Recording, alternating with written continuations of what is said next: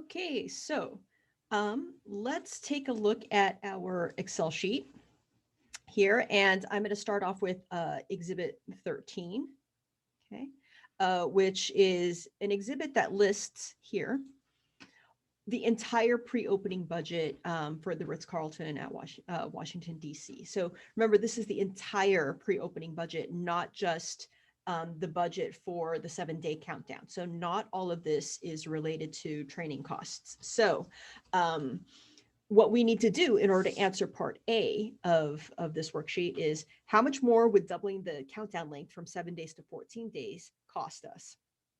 Okay.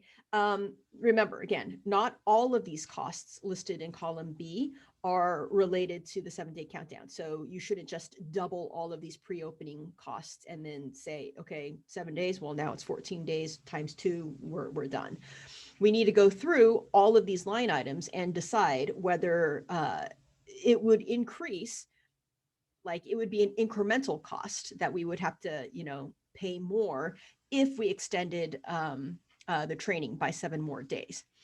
And instead of like going through and let's say, equals this plus this plus this plus this, and then every single time as we go through this list, rewrite the formula based on whether we think each line item is going to be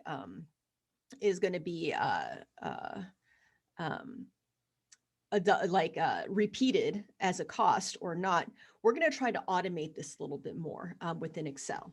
So what I'm going to do here is I'm going to go ahead and zoom in a bit, and I'm going to put in here 7-day increment.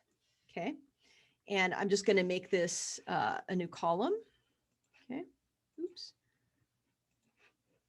Put a little line under there. Okay. And what I'm going to do inside this column is I'm just going to put a 1 or a 0. I'll just leave it empty if it's 0.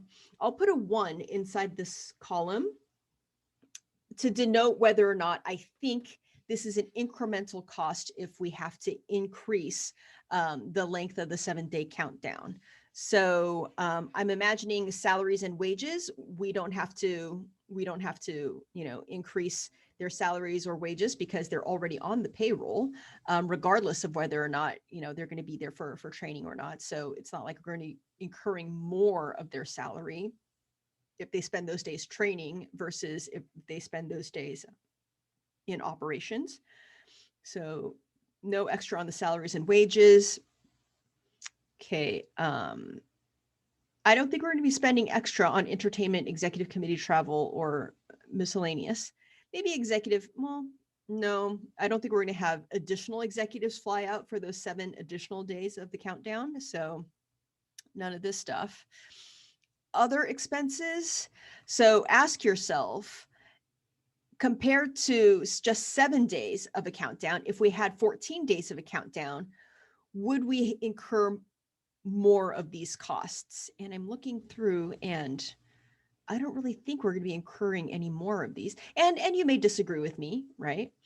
And that's fine if you disagree. This is one of the reasons why it's good that we have this separate column where we kind of make a note to ourselves as to which line items we're including and excluding. Operational and office expenses, fax, copy machine, hotel forms, menus, check presenters. I don't think we're going to be using any additional just because we're going through more training. Selection, orientation, and training. Will we be doing more advertising for the training? Probably not. Mass selection, probably not, because we've already selected our people. Travel interviews, probably not, because we've already interviewed them and brought them on.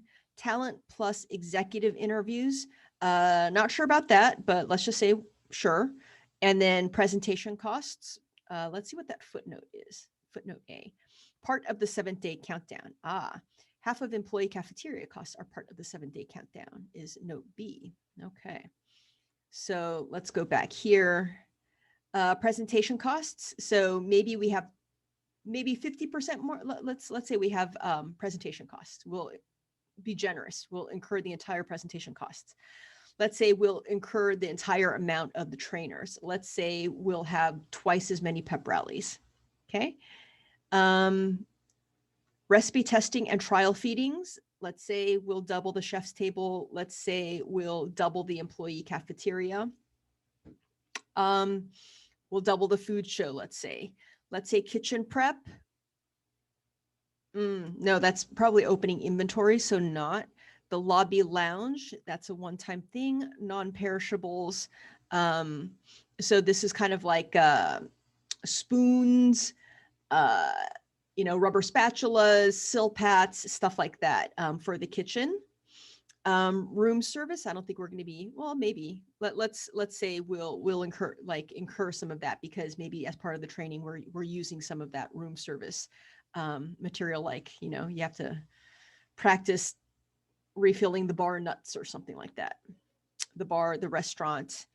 Okay. So now I'm going to zoom out a bit. You're like, great, Sybil, what use does that do for us? Now that we have this column that says, 7-day increment. Let me just wrap that text and then make that column a little skinnier. Wrap that text. Okay. Now in this column, I want to say value. Okay. So I'm just going to call this value. And what I want inside this column is I want this column to show the dollar value if it's part of the 7-day increment. Okay, so I'm going to type in a formula here. Equals, oops, I'm going to turn on a function for you guys so you can actually see what I'm typing. Okay, so equals if that equals 1, then I want you to return this number, otherwise return 0. Okay. So I'm going to zoom in a little bit more and I'm going to type that formula in again. So equals if the 7-day increment, equals if the 7-day increment equals 1, then give me the value, otherwise return a 0. I'm going to close, hit enter, and double click on the bottom right-hand corner, right? And I'm going to zoom out. I'm going to paste all the way down. Okay. So you'll see here, I'll zoom in a little bit more. You'll see here, right? The 7-day increment value equals to 1, then return the value in column B. If this doesn't equal 1, then return a 0. Okay, and so you see everywhere where we have a 1, it returns the exact same value. Notice if I put a 1 in here, this automatically updates to show this number. Okay, so I'm going to go ahead and delete that number. So now you can see that in column D, I have all the incremental training values, right? And all I have to do is change what's in column C.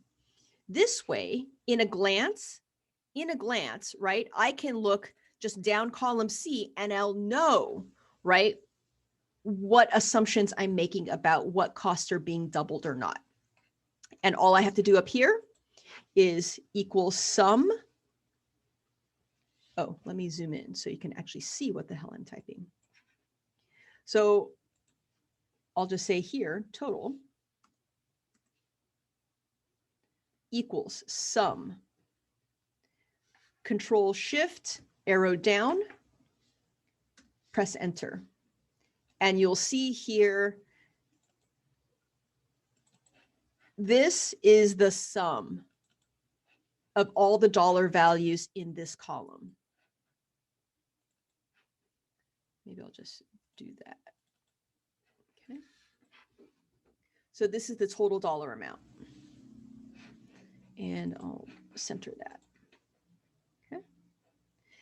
And let's say, for example, you debate with a bunch of your friends, a bunch of other managers, and everybody agrees, yes, the F&B executive salaries will be doubled too. All you have to do is put a 1 in there.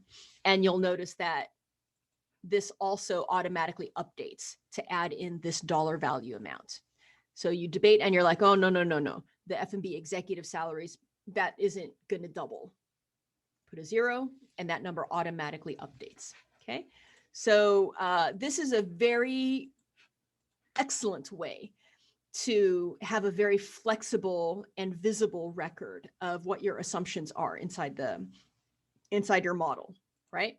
So just for argument's sake, based on my assumptions and reading of the case, I'm going to assume that on the generous side, that additional 7 days of training is going to cost an incremental $96,500 at the most, right? And that's taking into account these line items here, right? All the line items where there's a 1 inside that column and this line item here.